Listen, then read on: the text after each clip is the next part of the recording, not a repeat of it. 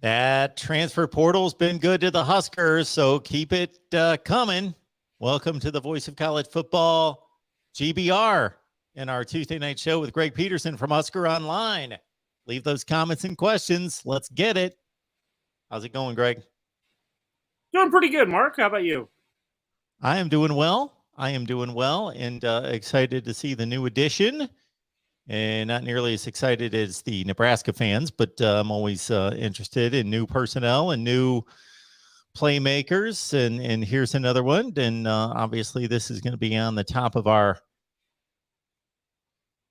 item list for the show. Marcus Washington, everybody's going to be talking about him. And this is another pickup from Texas. So he gets to catch passes again from Casey Thompson.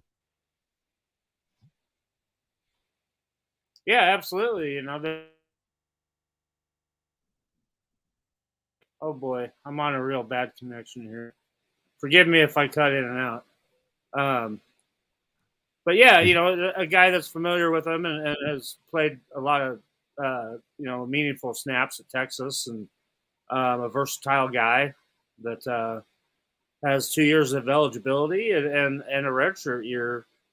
And he's already got, like I said, he's got instant chemistry already with Casey Thompson. So you look at that wide receiver spot, and when people were worried about losing Xavier Betts, you know what, they've replaced that now twofold or threefold with 3 transfers. And yeah, this makes 15 transfer portal additions to this roster now, and at a lot of key positions. So you kind of like it. And that's coming off the news of Stephon Wynn off making his decision too, the Alabama transfer defensive lineman. So you really like where Nebraska is standing right now with what they've added to the roster. And it's time for summer workouts and start learning the playbook for those guys. We'll break down Stephon Wynn here in a second. When it comes to Marcus Washington, this guy was no joke coming out of high school. Top 150 player, regardless of position. 24th rated wide receiver, according to the composite. 3rd rated player in the state of Missouri. St. Louis recruiting ground there, Greg. You're pretty familiar with what that's meant for Nebraska in the past. Absolutely. I think I saw him play. I think he might have been a freshman or a sophomore when I was watching former Nebraska running back Trey Bryant, if I'm not mistaken. But it comes out of a big powerhouse program out of the St. Louis area, and was actually a guy that Nebraska had recruited back in the day. Obviously in that radius there that Nebraska covets, and he decided to go to Texas, which you can't blame him for doing that. And he's a guy. He's 6'2", about 200 pounds now, and he's very versatile. That's what I like about him, is that he played 200 off the top of my head. It was like 244 or some snaps or something like that at wide receiver. And then played another 185 or something like that in the slot. So he's a guy that knows all the positions out there at the wide receiver spot, and he's definitely going to help out a lot. And when you think about these 3 additions that Nebraska has made in the transfer portal at the wide receiver spot, you're replacing Omari and Xavier Betts, that their combined total snaps. I mean, obviously Omari played a lot of snaps, but you get now with 3 guys coming in with more snaps, playing at basically the same level. So, it's turnover, but you like what you're getting out of it. And like we talked about, he's already familiar with Casey Thompson. He's caught touchdown passes from Casey Thompson already, playing as a Longhorn. So, it's great. It's another weapon for Mark Whipple to have fun with. And obviously another nice thing about having Mickey Joseph as the wide receivers coach here is that you're always going to be able to attract some high-level guys, especially in this day and age with the transfer portal the way it is. when you bring talented guys together at quarterback and wide receiver, it's not a big deal. They'll figure it out. They will gain the rapport, but it's just a jump on the process when you do bring in somebody that's already worked with Casey Thompson. And as Greg mentions, 3 touchdown receptions last year. And so those came from Casey Thompson. Didn't break out as any kind of star his first couple seasons or in his entire Texas career, but got his first meaningful time, as Greg said, this past season. 18 catches and 3 touchdowns, had his best games against Oklahoma State. That was a really good game that I remember watching. Oklahoma State, a top 5 defense in the country, caught a couple passes for 60 yards in that one, 5 catches for 100, 2 touchdowns against Kansas.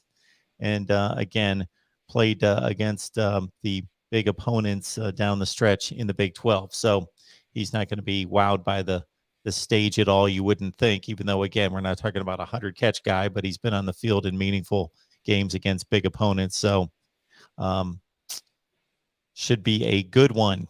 And when you talk about this time of year, too, and when you do have a lot of new guys making their way to campus here as summer workouts are happening, and I think the key here is to like you heard after the spring game was over, like guys like Chuba Purdy and stuff were talking about, well, we're going to start getting together, X number of days a week and run patterns and throw balls to the wide receivers, and each position group was kind of saying that to get together. And I think right now is a big time key, especially when you're adding, somebody like Washington that, he's familiar with Casey Thompson, and obviously they're probably going to be spending an awful lot of time together here on a day in and day out basis, as he makes his way to town. So, yeah, it's kind of a key time here where, everybody kind of gets together as a position group and sits down and watches film and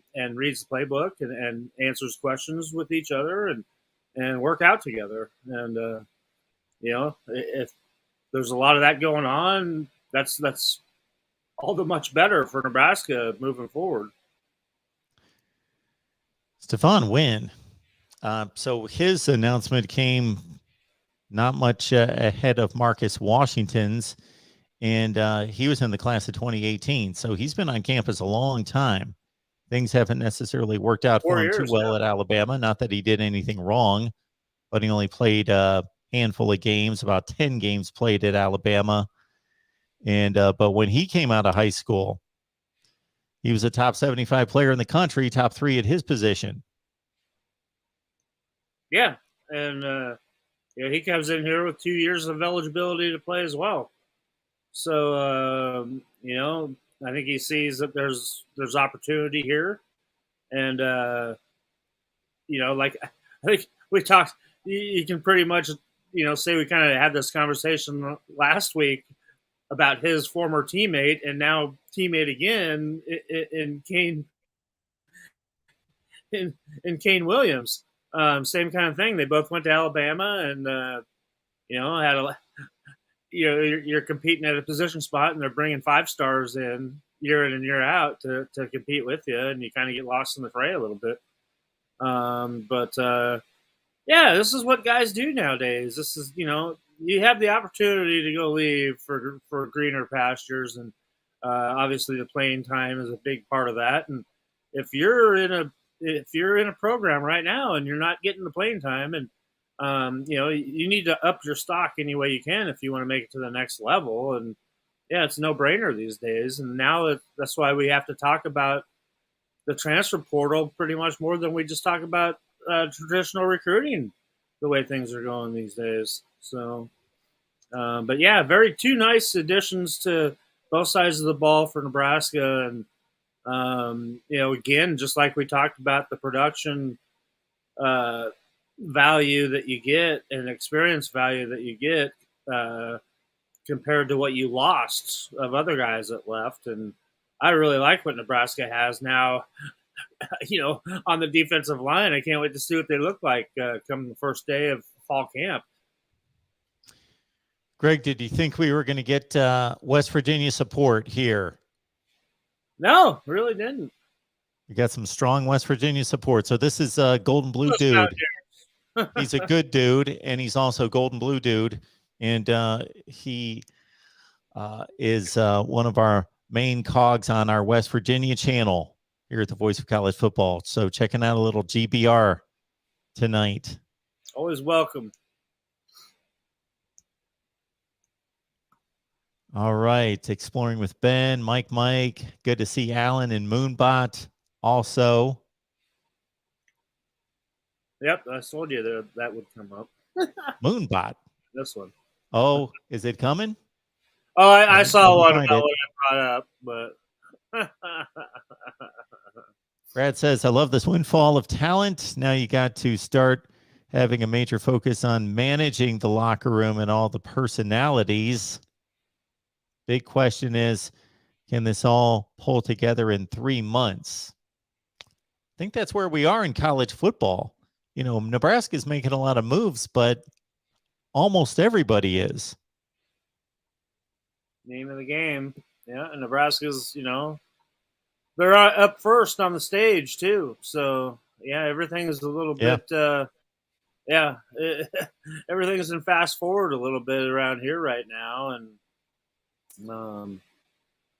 I think, and that's where I think it pays off to have some of these new coaching additions, the guys that have been around the block a few times and know how to do this. Because if you really think about it, since Nebraska's season ended, there really hasn't been an off season. It's kind of strange because you had the whole coaching search thing going on after Nebraska finished playing on the field, and then it kind of just the transfer portal just kind of took over things, and you almost forgot about National Signing Day in between there, and here we are still almost at the end of May, and you're still adding eligible players that can play right away here. So it's kind of crazy, what we've all been through right now. And finally, maybe I am hoping maybe it's over. Obviously, they're always going to be looking. If I do my math right, I think they're at 88 scholarships, so they're 3 over the limit right now. So there's obviously going to be some more roster management going on, and but now you kind of change gears, and they had a big recruiting weekend this past weekend too that kind of gets lost in the fray. And then you have Friday Night Lights come up here in Lincoln on June 3rd, which is a huge recruiting weekend. So, they're busting their butts really on the high school recruiting scene right now as well. So, it's kind of crazy. Like I said, it hasn't even shut off yet since the season ended. Do we have a list for that weekend, or at least some kind of list for official visits? We have that updated always on Husker Online. But there's a lot of big names. There's a lot of already committed guys that'll be here doing their visits and everything. But it's a pretty big list. So I wouldn't be able to do it justice just trying to go off the top of my head on who's going to be here. But it's going to be a big event, and almost all of the committed guys in this class will be on hand and doing their part to recruit. So it should be pretty good to see. And I caught up with Ben Bramer at State Track also last Thursday, tight end commit out of Pierce, and he said he'll be here, and said there's some things stoked up going on in the oven right now, but he didn't want to throw any names out there on camera when I had him there. But a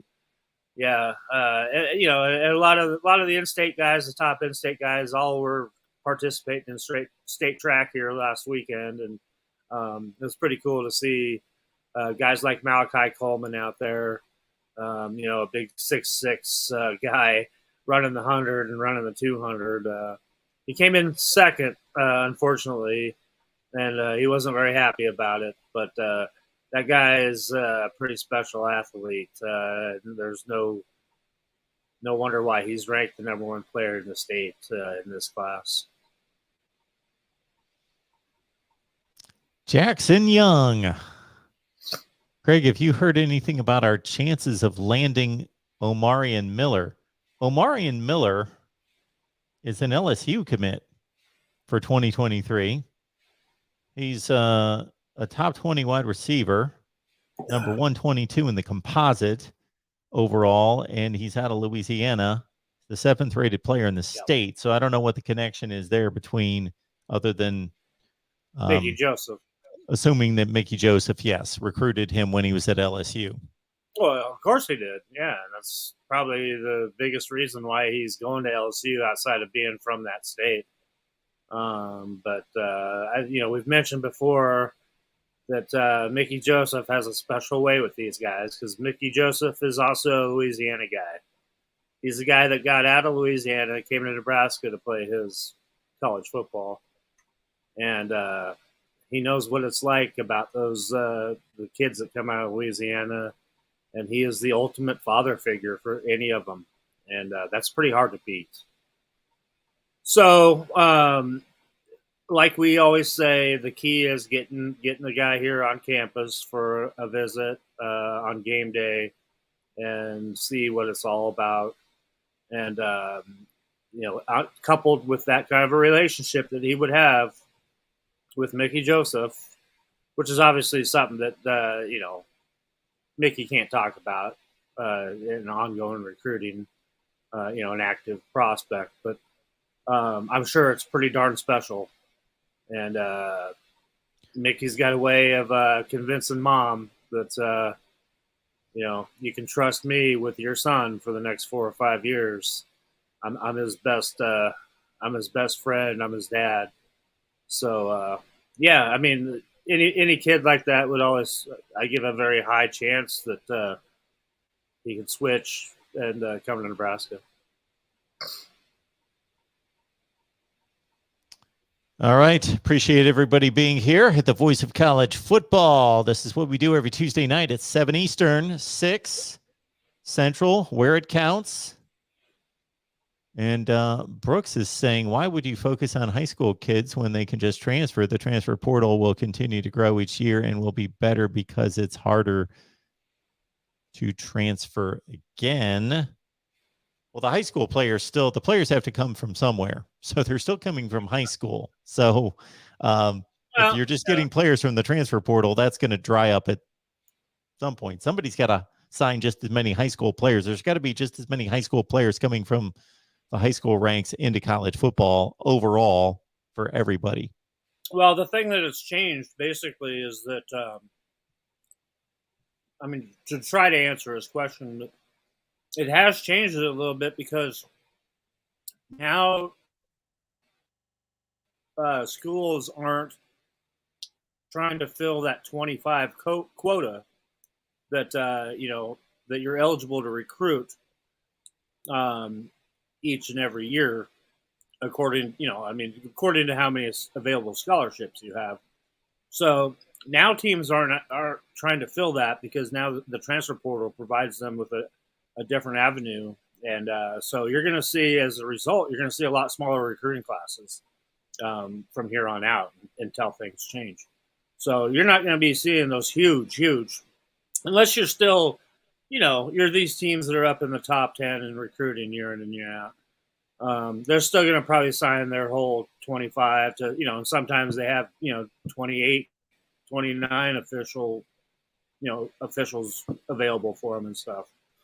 But schools like Nebraska in the way they are right now don't have to look at that as hard as they have in the past, just because you do have this avenue of adding talent right away. Okay. If that makes sense. What am I missing in the math here? That, there's a ton of guys in the transfer portal, sure. But for every player that goes to another team in the transfer portal, they just left a team. So it's the net gain is always zero across college football. every player that's in the portal that Right. goes to another team, Right, but he's also leaving another team. But you have now an instant avenue to feed that constant stream that you've always depended on from your high school recruiting. So that's why I'm saying that you're not going to see those huge classes. Sometimes you see a team sign 30 or 32 kids. I'm just saying they don't need to do that anymore.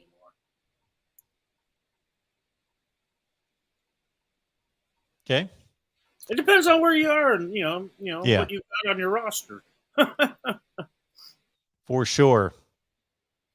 Well, do we want to address? You called it Balloon Gate. Somebody in here just mentioned we're not going to see any more balloons at Nebraska games. Yeah, kind of crazy. I'm just saying the crazy part is the reaction that I've seen on the news and stuff about people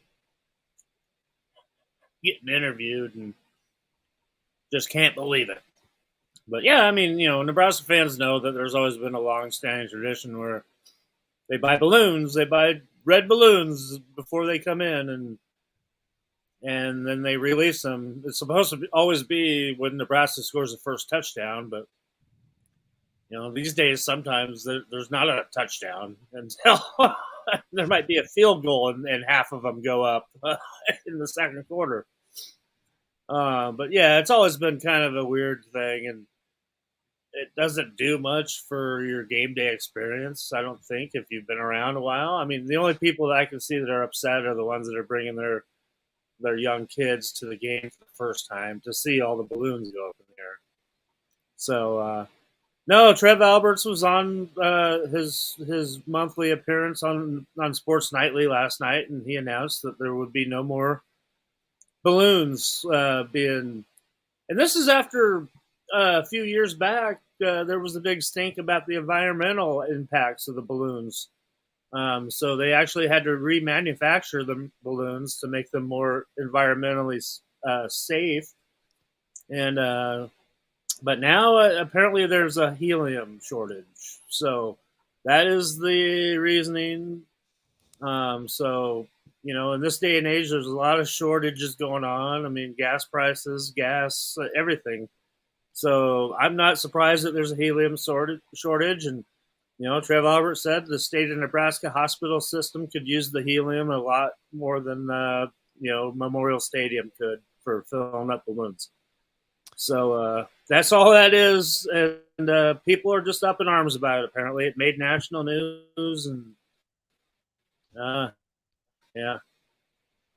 Well, What to can you Yelly say? Belly's, I won't miss it, like I said. to Yelly Belly's point, are they completely banning balloons at all? But if people bring their own balloons, I'm sure that's fine. Yeah. No, they're just going to donate their helium to the hospitals. Apparently, is what I get out of it. So okay, well, that's certainly a great cause. Hey, I've got in my video archives one day of a balloon that I was in the end zone, and this balloon was just taking its own time. It wouldn't even go up and was just dancing across the field and stopped right by my feet in the back of the end zone. And I got a great shot of it with my camera as a B-roll still shot.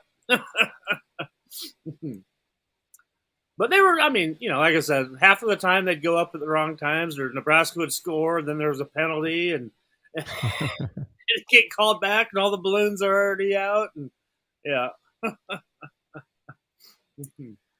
Somebody will think of some kind of alternate. And seriously, why do you want to hold on to a balloon for almost a half a football sometimes? Well, they're hoping not to have to hold on to it that long. Oh, right, yeah. Somebody will come up with an alternate option, I'm guessing. Yeah. I'm sure. Well, it used to be the old tradition, too, for basketball at the Devaney Center that, the crowd would stand up until Nebraska scored their first field goal. Sometimes you'd be standing up for like 5 minutes. You'd have to wait through the whole first media timeout sometimes. Yeah, that's not fun when you think of something like that to do. It's like Miami with this turnover chain. That's all well and good, but if you're down 31-3 in the second quarter and you cause a turnover and you're celebrating a turnover chain and you're down 31-3, it seems a little silly. Yeah. Yeah. No. So the points brought up here by Mike. So the sellout streak means a whole lot to this fan base. And the sellout streak is technically still intact, going back to when, like the late 60s, Yeah. something like that. Mm-hmm. But there have been some ways in which it's had to be manipulated to a certain extent to get it Helped along a little bit and helped along the way. Okay. Mm-hmm. I mean, all it is people, if there's any tickets left over, then people, companies will step in and buy those that are boosters and give them away basically to their employees or what have you. So there's all kinds of creative ways to keep that going, obviously, but sooner or later it's going to end if you keep winning 3 or 4 games a year. We will not address the political slant on the balloon issue and balloon decision. I don't know. For people that I wish you could, I couldn't even tell you what station I saw it on when they were interviewing some people that they were just up in arms and wanted Trev Alberts fired for making this decision. And fired. Yeah. Oh my. Yeah. Okay.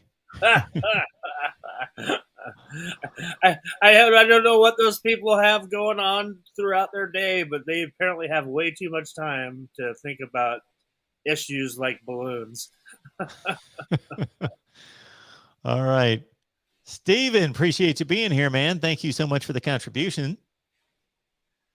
Give my dad a shout out. Lou Costello, huge Husker for 80 plus years. Well, Lou, we'll give it up for you because that is phenomenal. Congratulations to you. We hope for you and everybody else, but we'll put you at the top of the list tonight for a successful season. It's not Steve Costello that went to Lincoln East, is it? It's our guy, Steven Costello, that joins us on a regular basis. So could be.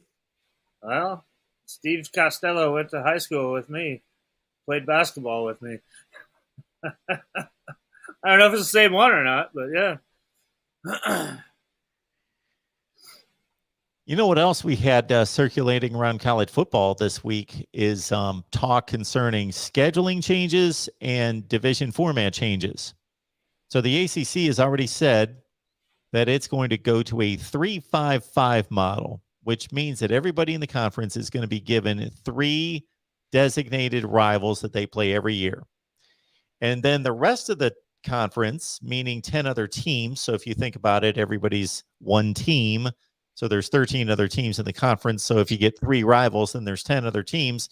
They're going to split the conference 5-5 for each team. And you're going to play that group of 5 teams one year. Then the next year, you're going to play the other 5 in that group. And then you're going to just alternate. So you're going to play the same 5 teams every other year. And then you're going to play the same 3 teams each year. So we'll see if that gets adopted elsewhere. What the Pac-12 stepped out and did, which I think is a good idea, is they pretty much abolished their divisions and said, we're just playing 1 versus 2 in the Pac-12 championship game. I posted a video looking through Pac-12 championship game history, and I posted another video looking through Big Ten championship history to say, okay, this is what the game was. How many times would it have changed going with the 1 versus 2 seeding? It's about half the time in the Big Ten that it would have been a different game. Like last year, Ohio State and Michigan would have played a rematch. No more Iowa in a 1 versus 2 game. Yeah. What are your thoughts about that? Originally when I heard it, I didn't really think much of it, but when I look more into it, I think it makes a lot of sense. But it sounds like the Big Ten's really considering something like this as well. But obviously, it gives you a chance to play other teams a little bit more often than you get a chance to right Yeah. now. Which makes it, I think it makes it fair instead of having, I don't know, the way they do it now doesn't make any sense. To me, it doesn't. But the biggest question is, who are those three teams that you play every year? I mean, that's where the debate starts in my mind. Absolutely, it does. I mean, it's like when you think of Nebraska, you kind of think of some no-brainers in there, but what does the Big Ten think that three should be? I can only think of one no-brainer for Nebraska. I've got to think that they're going to play Iowa every year. Well, yeah, that's definitely the no-brainer, but in my mind, I think it would also be Northwestern and Wisconsin. Okay. Either Wisconsin or Minnesota, I would have to imagine. Sure. Or a mixture of those four, I would have to think. Okay. Just for and I'm thinking travel purposes as well. That's why Minnesota is right up in there, because you're thinking about three places, Northwestern, Iowa, Minnesota, which are all driving trips for Husker fans to go to for an away game. Yeah. So that's kind of where I think, and I think that the Big Ten traditionally has always kind of thought in that, the way they've put divisions and stuff, they've kind of thought about, travel and everything, trying to make it easier. Because obviously everybody's got to go to Rutgers at some point of the year, and somebody's got to go to Nebraska or, anywhere as west as they can go. So, yeah, I think it'd be more regionalized with that three teams. And I mean, you could even throw Illinois in there if I'm talking regionally as well. And, who knows? We'll see how it goes. If the ACC adopts it and it starts going well, we'll see how it goes. I'm open to anything. I mean, because it to me, it looks like that they're probably going to be doing away with the two divisions as it is anyway. I think that's going to be inevitable, but we'll see. This game that we love so much changes year in and year out so much these days. It's hard to keep track.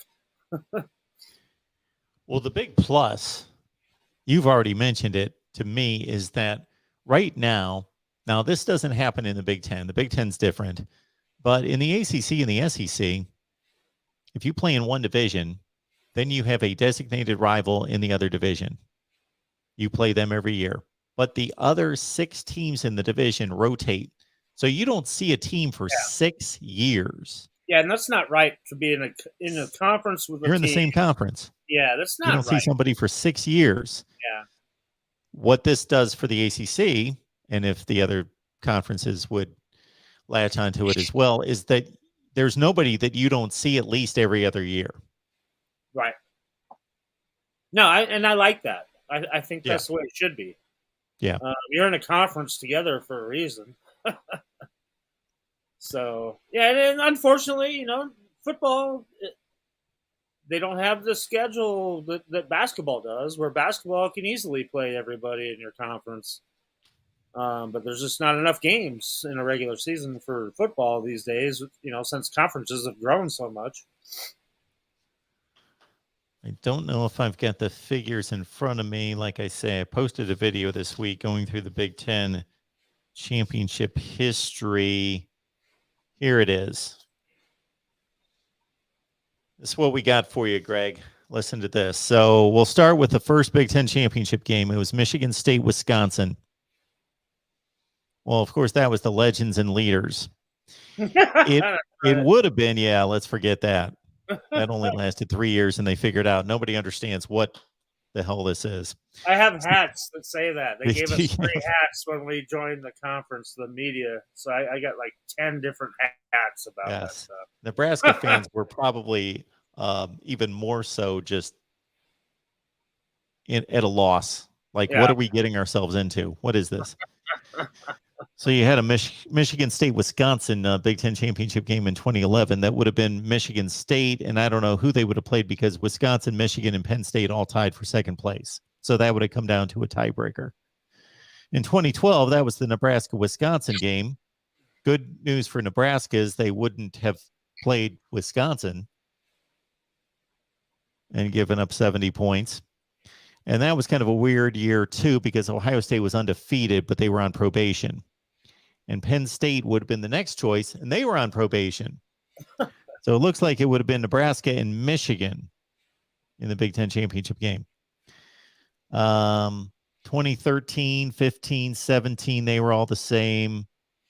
But Ohio State would have played Michigan State instead of Wisconsin in 2014. In 2016, it would not have been Penn State, Wisconsin. It would have been Ohio State and Penn State. 2018, no longer Ohio State, Northwestern. It would have been Ohio State, Michigan, and so forth and so on. So just a number of times in which it would have been different than what it's turned out to be with the West Division. And if things don't change, if the power structure doesn't change, Greg, it's not good news for the Big Ten West. Those teams in the Big Ten West. Well, but look at that. All those times that you mentioned that how many of those teams were ranked in the top 5 and should have played each other for the conference championship instead of playing like a Northwestern, just because of the structure the way it is? Oh, absolutely. I've got the rankings next to the teams, and you get a better ranked matchup. Exactly. I mean, a common theme that keeps coming up there is Ohio State, Penn State, Michigan State. Those teams mentioned a lot in there. So, I mean, history shows that the top 2 teams are usually not coming out of the West. I mean, Wisconsin and Iowa have a little bit of beef every now and then in that, but we're not stupid. The power in the conference is not coming out from the West. The power's not, but also to be fair and honest, and to stick up for the Big Ten West a little bit, the garbage is also not coming out of the West. I ran the numbers on the number of games that are won between the East and the West, and it's almost even. But the East is so top heavy, so dominant, but then the worst teams are in the East too. The West is balanced. Yeah. But that obviously doesn't matter because we're only concerned about the best teams going to the championship game. So it doesn't matter that the East is full of Rutgers and Indiana and Maryland weighing it down at the bottom because nobody's too concerned about that. I mean, in my mind, obviously, I love my college football, but I'm also a huge NFL fan. Just do it that way. It's just plain and simple. Best record, you get in. Done. Over with. Get the best record, you're your divisional champions. There you go. So make it simple. Your best 2 teams, your top 2 teams at the end of the year, record-wise, you play for the title. Yeah, I have no problem with it. I think it's interesting, and I think these conferences are trying to set themselves up to make sure that they get the best team in the college football playoff, especially once it's expanded. And then if they've got a second or third team, which they will, especially if it expands to 12, the Big Ten's going to have probably an average year 3 teams in the playoff out of 12. What's is that Zoe? Yeah. Checking in?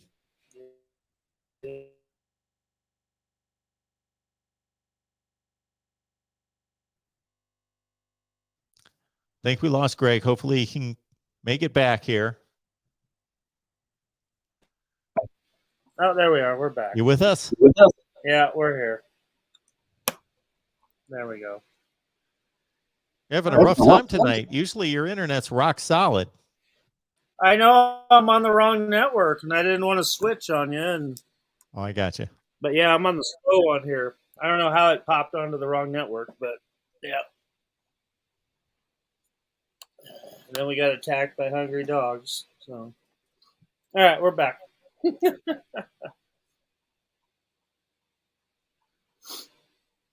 All Big right. Pete. I like that name.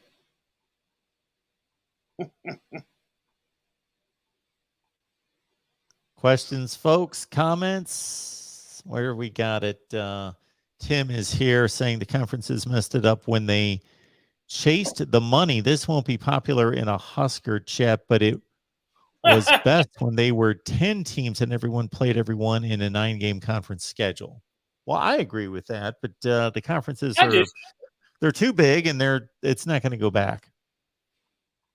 Yeah, I mean, why you call it the Big Ten when you have 14 teams, right? Yeah, I get it, and it's all about money. And the Big Ten teams are they got a huge payday that they're about ready to cash in, so they can pretty much do whatever they want these days. So you have all the other conferences besides the SEC kind of chasing their heels, wanting their piece of the pie as well.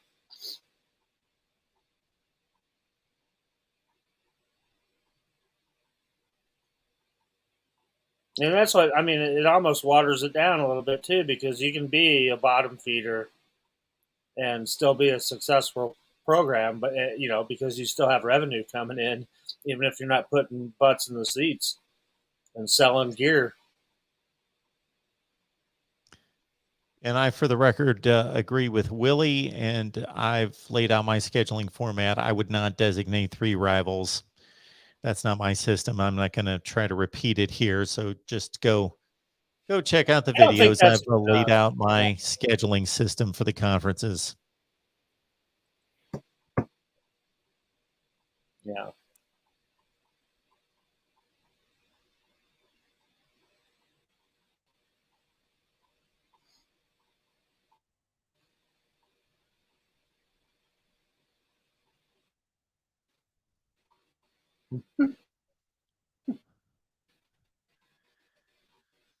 Dave is a Michigan fan who's asking, why are Notre Dame fans the worst and Nebraska fans reasonable?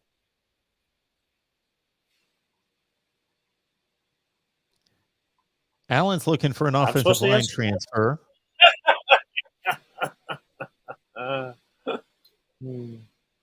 I know they're always looking, like we talked about, Alan. There's the door's never shut right now, and obviously they're always going to look to add any kind of depth that they can on the line on either side of the ball.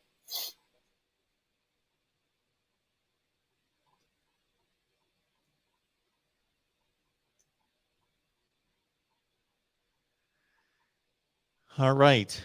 In terms of affecting bowl games, Jim, yeah, there's going to be an impact in seeding, but I don't think it's going to be that significant because we already see it from the Rose Bowl now. Look at last year. Last year's a perfect example. Michigan won the Big Ten championship. They went to the playoff. Did the Rose Bowl select Iowa since they won the division and went to the Big Ten championship game? Nope. They went right by Iowa. They grabbed Ohio State, who was higher ranked with a better record. So that's happened a number of times. So that doesn't really impact that. The bowls still, there are certain guidelines. The bowls can't like bypass a 10-2 team to grab a 7-5 team. They have to stay within a certain criteria of record and ranking, but they have the leeway, the option to go past to grab a team that they believe is better or a better draw. So that's already done. So I don't see this really seriously. Could there be a case or two where it's impacted to a certain extent? Yes. But by and large, it's not going to impact the seeding. I always think about the money, the revenue stream coming in from television when they're picking matchups. Matthew brings up a good point that Nebraska, at a time when bowl games are becoming less and less attractive, this is going to be one fan base that is going to be ready to go to a bowl game. Yeah, You're going to be excited. I don't think it really matters where. Definitely, they're going to be wanting to go, and they're going to show all the support that they always have. Um, before the season even starts, you don't even want to start trying to pick out what bowl game you want to go to. That would be completely wrong. But yeah, I mean, there's a few out there that are always very desirable to head to, and most of those are actually in warm climates. So we can just put it that way.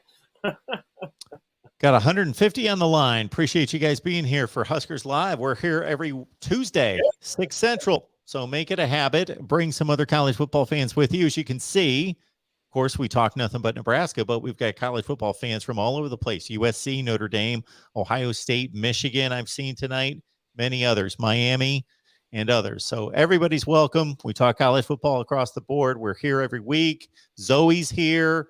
If you get lucky, you get a Zoe appearance. I can't guarantee it. I don't even know if Greg can guarantee it, but we just hope for it. We want Zoe to show up at some point, but she doesn't necessarily show up every time. Must be because it's a rainy day and there's nothing to do outside. Well, Greg, I've got to step off. Okay. And you are free to stay on if you'd like and answer some questions and comments, or if you need to get going, just well, we'll see here. If looks like a lot of banter going back and forth, I don't see a lot of questions. All right. If you guys are good, Greg's going to stay on. Otherwise, he's going to wrap it up here in a second. But I got to run. But we appreciate a good crowd coming in tonight. Be back here next Tuesday, and we'll see you then. Bring some folks with you. Appreciate you being here on Huskers Live. GBR. Okay, I guess I'm still here. Anybody got questions for me before I sign off? Or you can all just go at each other. Fedoni. Progressing as much as we know. That's something that we won't. Only head coach Scott Frost will talk about injuries. So, yeah, I can't tell you one way or the other. Marcus replaced Betts. I think that they're replacing Betts with 3 different guys. Garcia Castanedas is a guy that we haven't got to see yet, but obviously Trey Palmer, and now with Marcus Washington. So I like what they're adding there. And Xavier Betts never really produced a whole heck of a lot anyway, so we don't know how big of a loss that is at this point.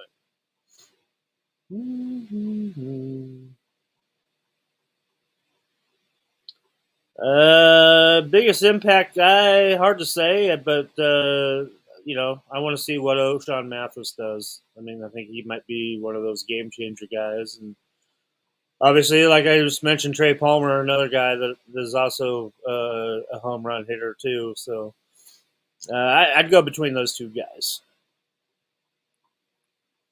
Moonbot, I don't know what Scully guys might leave at this point. It's kind of hard to say right now.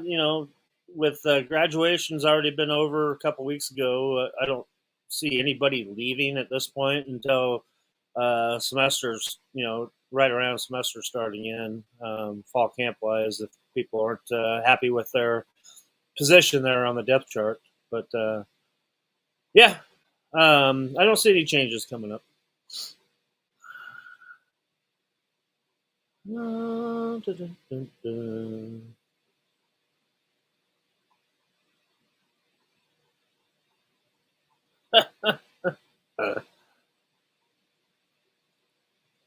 Transfer portal guys that they're still looking at, not a whole lot. They're still talking to a couple of defensive linemen. A guy I mentioned last week, Taylor Lewis, is a guy that out at the College of the Canyons, JUCO out in California, is a guy that they're still talking with too. That they could always bring in as well. But trying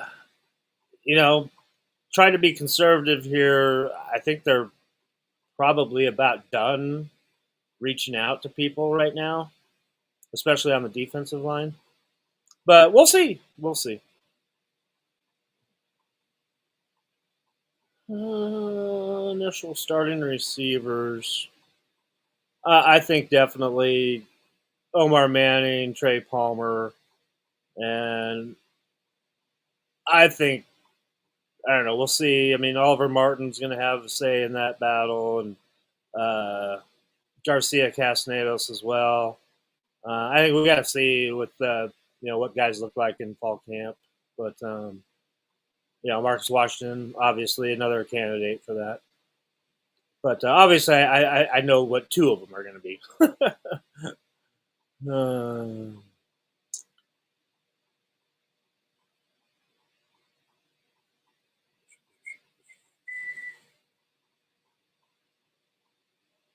I think we will be better. I hope so.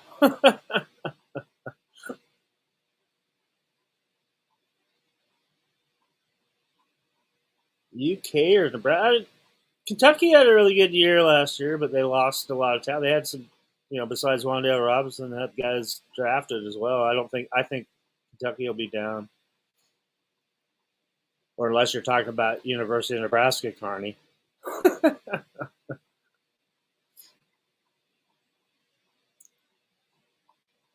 Da, da, da.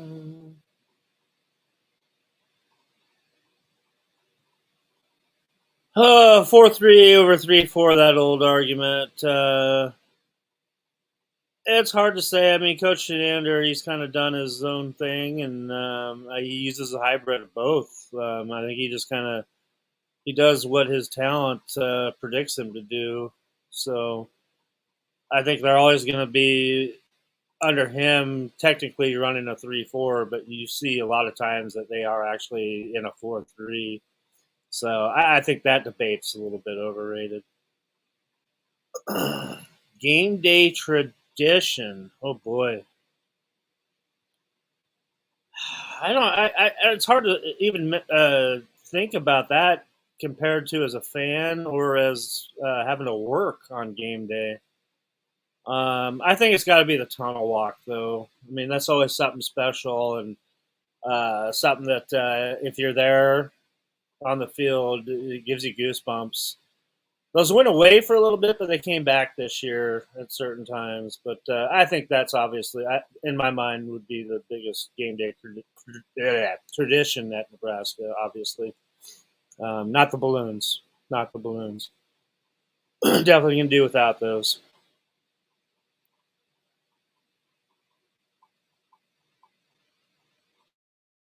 I know one total. Okay.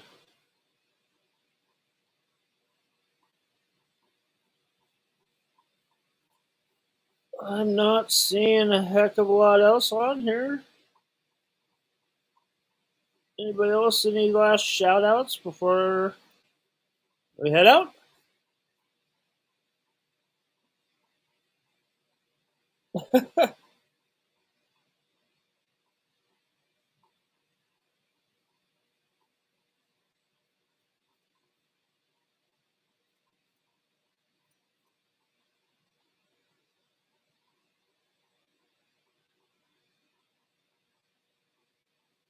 All right. Everybody good. Oh, yellow one. What yellow? Hutchmacher is as strong as they get.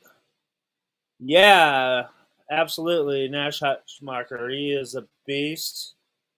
I think he's not gonna surprise a lot of us that are here that know what's going on with that defensive line.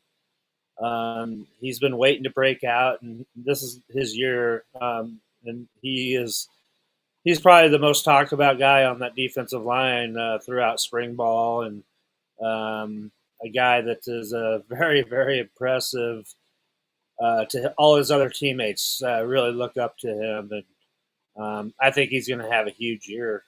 Tell you the truth, and obviously, key is to stay healthy, and he hasn't had a problem with that. And he's a big time wrestler in his background, so hopefully he's one of those guys that can be really durable and be on the field and play the majority of the snaps all year for that black shirt defensive line.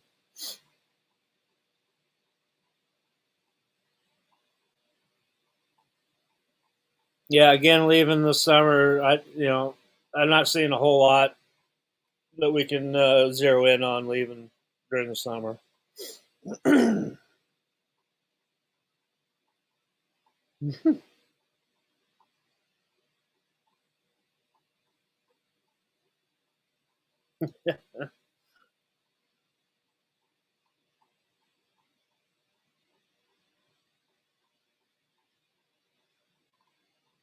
All right, I hope it's not 4-8 again.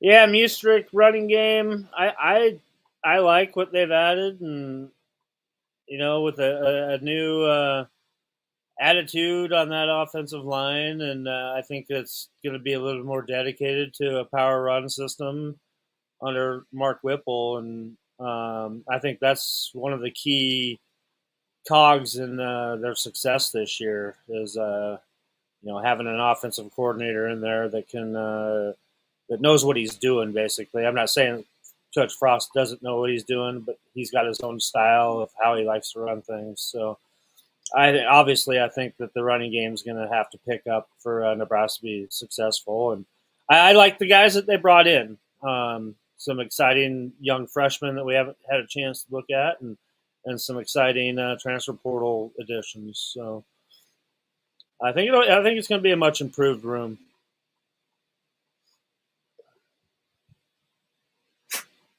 All right, so I'm seeing Kobe or LeBron questions now, so I think we're going to sign off for the night. Yeah, Nash's speed did increase. All right, well, I want to thank everybody for being here again. All of us that are here every week, we really appreciate it, and all the new people that came in tonight. So we'll see you again next week. Thanks, everybody.